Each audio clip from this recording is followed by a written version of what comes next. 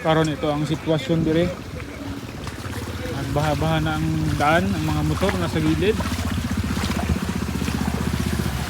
Wala na rin ulan eh. Paraan. Grabe oh.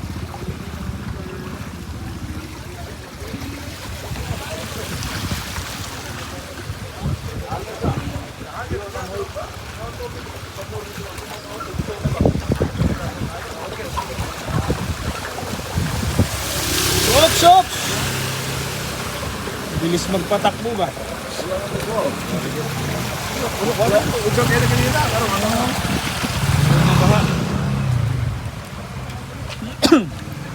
Dito ang mga sasakyan ngayon nakasalta. Kasalta ang mga sasakyan ngayon.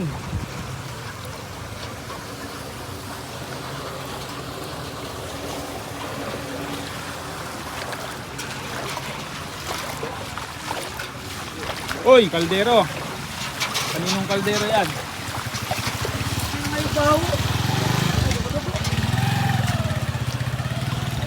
Grabe. Kawawa. Baha na. Oh.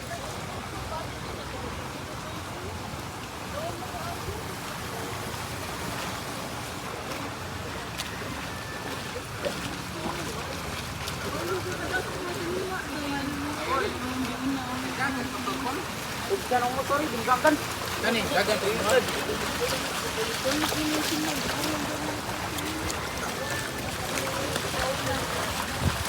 Baha na. Putik na daan to, baha na.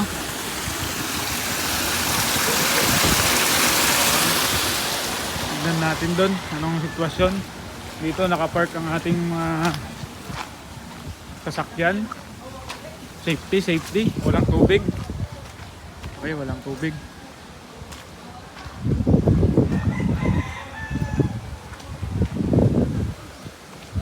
Safety.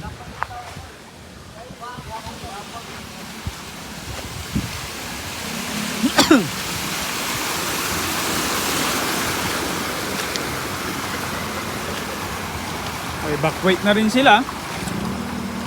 Kay ano man rin yan, evacuation center na baha rin. Oy! Backweight din? Patay.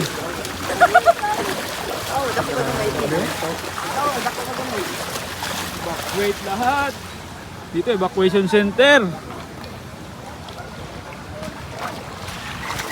May backweight din sila. Grabe taas ng tubig. Pero dyan wala.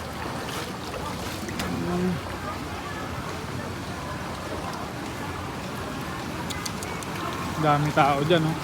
Pero alis din sila.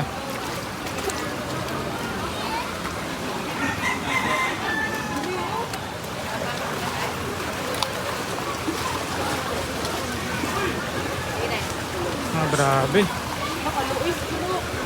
Grabe mga aso.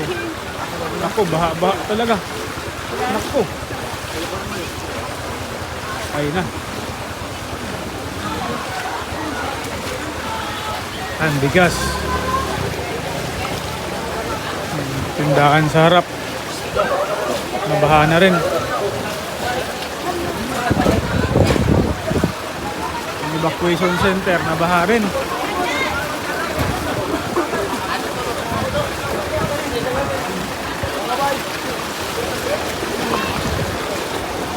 Baha rin.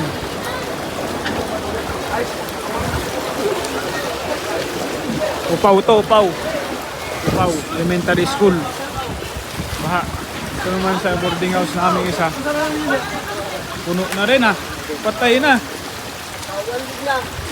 Wala na. Ang mga motor nyo!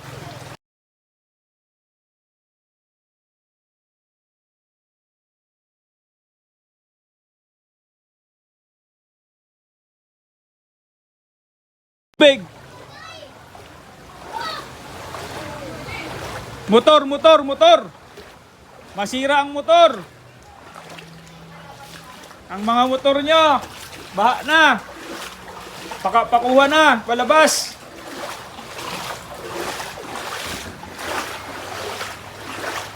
pumasok na diri ah. Yung mga motor doon bro. Motor. Oh, babad ano yan, kalahati na yun, masira na yan.